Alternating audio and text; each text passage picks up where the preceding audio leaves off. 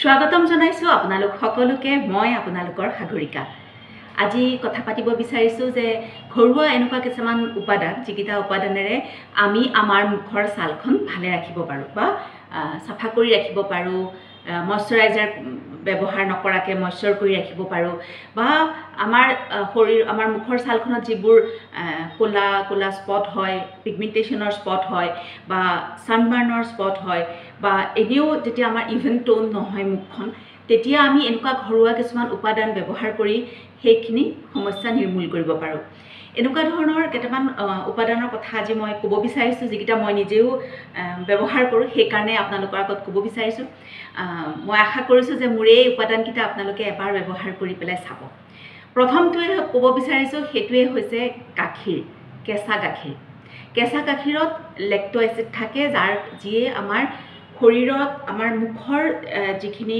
মৃত কোষ আৰু মৃত কোষৰ পৰাই আমাৰ শৰীৰ মানে মুখত বলিৰেখা পৰে আৰু সেই মৃত কোষখিনি পৰিষ্কাৰ কৰিবৰ কাৰণে কেঁচা গাখীৰ খুবেই উপকাৰী কেঁচা গাখীৰখিনি আপুনি মুখখন যদি সাফা কৰে তেনেহলে সেই মৃত কোষখিনি আঁতৰি যায় আৰু নতুন কোষ সঞ্জীৱনী হোৱাত সহায় কৰে কেনেকৈ ব্যৱহাৰ কৰিব লাগে হেতু হৈছে কেঁচা গাখীৰখিনি ল'ব লাগে আৰু তাত অলপমান কটন কপাহ অকমান তিয়াই লাহে লাহে ঘঁহিব নালাগে লাহে লাহে টেপ কৰিব লাগে আৰু তাৰপিছত লাহে লাহে মুচিব লাগে আৰু কেতিয়া অকল মুখখনতে কৰি থব নালাগে ডিঙিও কৰিব লাগে মানে ইমানখিনি মানলৈকে ডিঙিলৈকে কৰিব লাগে আৰু এইটো কৰিলে আপুনি দিনত মানে প্ৰত্যেক দিনেই কৰিব পাৰে আৰু এইটো কৰাৰ লগে লগে আপোনাৰ মৃত কোষবিলাক নিজে নিজে নোহোৱা হৈ যাব আঁতৰি যাব আৰু নতুন কোষ নতুনকৈ আকৌ উজ্জীৱন হোৱাত সহায় কৰিব 2 নম্বৰটো হৈছে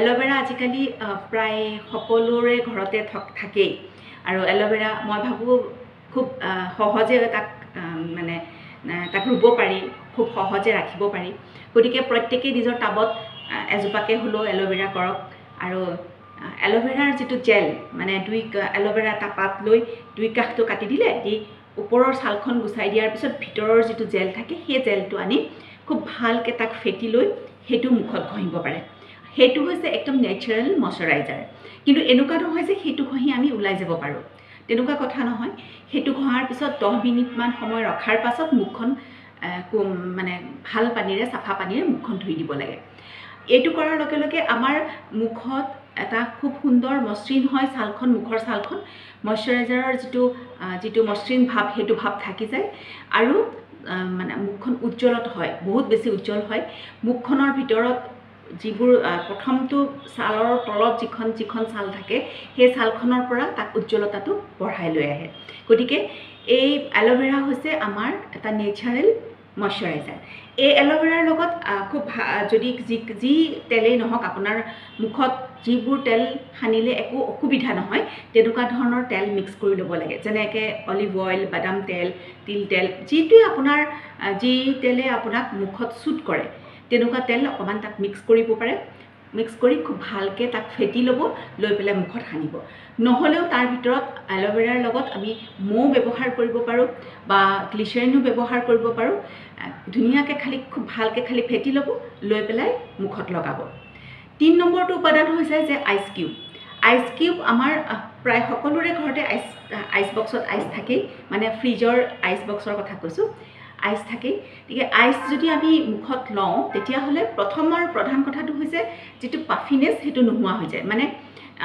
ৰাতি দেৰিকৈ খোৱা বা যিকোনো কাৰণত ৰাতিপুৱা কি হয় বহুতৰে দেখা যায় যে মুখখন ফুলি থাকে চকুৰ গুৰিখিনি ফুলি থাকে এইবোৰ ফুলি থাকে এইখিনি ফুলি থাকে এনেকুৱা ধৰণৰ বিভিন্ন জেগা ফুলি থাকে আৰু এই যে পাফিনেছটো থাকে এইটো থাকে কিয় যে মুখৰ ভিতৰত আমাৰ পানী ধৰি ৰাখে মুখৰ ভিতৰত মানে মুখৰ ছালখনে পানী ধৰি ৰাখে গতিকে এই পাফিনেছটো গুচাবৰ কাৰণে আইচ কিউব এটা খুব ভাল উপাদান আইচ কিউবটো এখন কাপোৰত লৈ পেলাই আজিকালি ফাৰ্মেচীবিলাকতো পায় কিনিবলৈ আইচ কিউবৰ বেগ নহ'লেও একেবাৰে সাধাৰণ এখন পাতল কাপোৰ লওক তাতে আইচ কেইডোখৰমান দিয়ক দি ভালকৈ পেকিং কৰক মানে ভালকৈ বান্ধি লওক লৈ পেলাই লাহে লাহে মুখত টেপ কৰক বা এনেকৈ লাহে লাহে ঘূৰাওক খুব ধুনীয়াকৈ ঘূৰাওক অলপ লাহে লাহে পাফ কৰক, টেপ কৰক, ডিঙিলৈকে কৰক।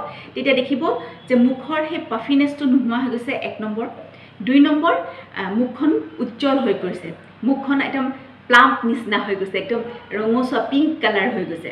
গতিকে খুব ধুনীয়াকৈ মুখখনৰ চুৱেলিংটো কমি যায় আৰু মুখৰ উজ্জ্বলতা বাঢ়ে। কিন্তু মই এইখিনিতে ক'ব বিচাৰোঁ যে যিসকলে আইচ কিউব ব্যৱহাৰ কৰে তেখেতসকলে এদিনত এবাৰহে কৰিব। কাৰণ বহুতে এনেকুৱা হয় যে এইটো লগাৰ লগে লগে মুখখন পিংকিজ হৈ যায়, দেখিবলৈ ধুনীয়া হৈ যায়, লগে লগে আকৌ এবাৰ যেন কৰিম এনেকুৱা ধৰণৰ ভাৱ হয়। কিন্তু সেইটো আচলতে অকণমান অপকাৰী। গতিকে দিনটোত এবাৰহে কৰিব। 3 নম্বৰ, এইটো মই 3 নম্বৰ ক'লোঁ। আৰু এটা আছে, সেইটোৱে হৈছে যে green tea cube. Green tea আপোনালোকে সকলোৱে জানে, গ্ৰীণ টি মানুহে খায়, গ্ৰীণ টি শৰীৰৰ বাবে বৰ উপকাৰী। গতিকে গ্ৰীণ টি কিউব কেনেকৈ বনাব লাগে, আইচ কিউব মানে সেইটো হৈছে যে গ্ৰীণ টিখিনি আপুনি বনাই ল'লে, বনাই পেলাই চেকি আইচ ট্ৰে, যিখন আইচ ট্ৰে আমাৰ আইচ বক্সত থাকে সেইখন আইচ ট্ৰে মানে ঠাণ্ডা কৰি গ্ৰীণ টিখিনি বাকি পেলাই আইচ বক্সত ভৰাই থ'লে, তেতিয়া সেই আইচ বক্সত সেইখিনি কিউব কিউব হৈ যাব। আৰু সেইখিনি ঠিক এনেধৰণে যেনেকৈ আমি আইচ কিউব ব্যৱহাৰ কৰিছোঁ তেনেকৈ ব্যৱহাৰ কৰিব পাৰে। আৰু গ্ৰীণ টিৰ আইচ কিউব যিটো, সেইটোৱে আমাৰ মুখত থকা যিবোৰ মানে পিগমেণ্টেশ্যন বা যিখিনি আপোনাৰ জ্বলন ভাৱ, কিছুমানৰ এনেকুৱা হয় বহুত গৰম লাগে, সেইখিনি নোহোৱা কৰি দিব। আৰু গ্ৰীণ টিত বহু পৰিমাণৰ এণ্টি অক্সিডেণ্ট থাকে যিখিনিয়ে আমাৰ ছালখন সুন্দৰ কৰি ৰাখে। আৰু এটা বস্তু আমি ইউজ কৰিব পাৰোঁ, সেইটো হৈছে যে দৈ আমাৰ প্ৰায় সকলোৰে ঘৰতে দৈ থাকে। গতিকে দৈ এটা খুব ভাল উপাদান, যিটো আমাৰ খুব ভাল নেচাৰেল এটা মইশ্চাৰাইজাৰ আৰু খুব ভাল উপাদান মুখৰ কাৰণে, মুখৰ ছালখনৰ কাৰণে।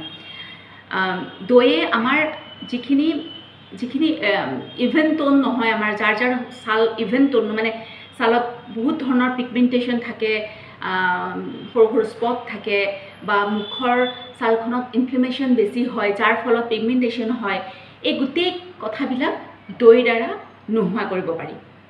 দৈৰ লগত আমি মৌ ব্যৱহাৰ কৰিব পাৰোঁ, বা একো ব্যৱহাৰ নকৰি দৈখিনি প্ৰথমতে দৈখিনি চেপি পেলাই তাৰ পানীটো উলিয়াই লৈ সেই যিখিনি কুটা থাকে তাতে আপুনি অকণমান বেচন যদি মিহলাই পেলাই সেই বেচনখিনিৰে সৈতে এটা পেক বনাই মুখত লগায়, আৰু অলপ সময়ৰ পিছত যেতিয়া সেইখিনি অকণমান শুকান ভাৱ হ'ব, তেতিয়া খালী পানীৰে মুখখন ধুই দিব।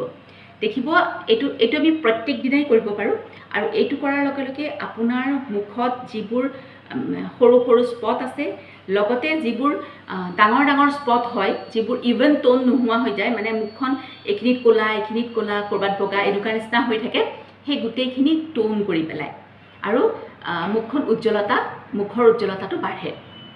গতিকে দৈ আমি ব্যৱহাৰ কৰিব পাৰোঁ নিশ্চিন্ত মনে।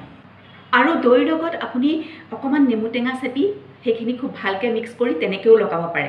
কিন্তু যিসকলৰ চেঞ্চিটিভ স্কিন, যিসকলৰ মানে টেঙা আৰু মৌ সানিলে অকণমান অশান্তি হয়, ইৰিটেশ্যন হয়, তেখেতসকলে সেইটো কিন্তু এবাৰ চাই ল'ব, তাৰ পাছতহে টেঙা আৰু দৈ মিক্স কৰি পেলাই সানিব।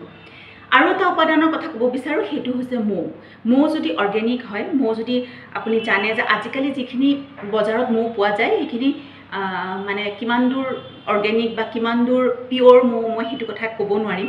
কিন্তু যদি পিয়'ৰ মৌ পায়, যদি একদম অৰ্গেনিক একেবাৰে খাঁটি মৌ পায়, তেতিয়াহ'লে মৌ আপুনি ব্যৱহাৰ কৰিব পাৰে মুখখন মইশ্চাৰ কৰি ৰখাত, মুখৰ ছালখন কোমল কৰি ৰাখিবৰ বাবে মৌ ব্যৱহাৰ কৰিব পাৰে। মৌ ব্যৱহাৰ কৰিবৰ কাৰণে একো সমস্যা নাই। মৌ অকণমান লৈ তাত যদি আপুনি নেমু টেঙা ইউজ কৰে তেনেহ'লে নেমু টেঙা দিব পাৰে, নহ'লে যদি বোলে নহয় মৌ সুদাই অকল লগাওঁ, তেনেকৈও মৌ লগাব পাৰে। মৌৰ লগত একো মিক্স নকৰিলেও একো অসুবিধা নাই।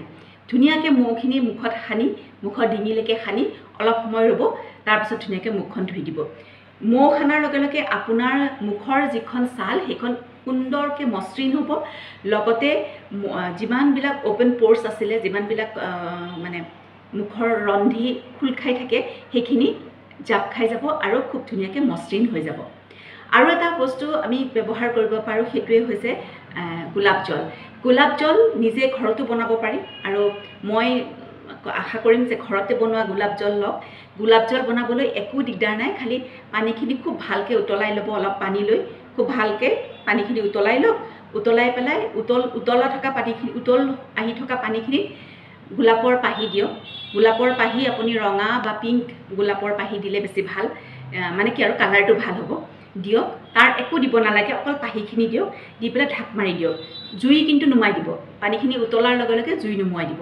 নুমুৱাই দি সেই উতলি থকা পানীখিনিতে দিব, দি পেলাই ঢাক মাৰি দিয়ক। যেতিয়ালৈকে পানীখিনি ঠাণ্ডা হৈ নাযায় তেতিয়ালৈকে তাত তেনেকৈ থাকিবলৈ দিয়ক।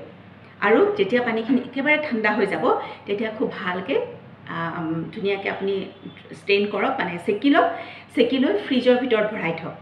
খুব ধুনীয়া পিংক কালাৰ বা খুব একদম পাতল ৰঙচুৱা ৰঙৰ এটা পানী হ'ব। আৰু সেই গোলাপ জলখিনি আপুনি যিকোনো মুহূৰ্তত, মুখখন যেতিয়াই আপোনাক দৰকাৰ হ'ব যে মোৰ মুখখন অকণমান ফ্ৰেছ লাগিব লাগে, তেতিয়াই আপুনি মুখত সানিব পাৰিব।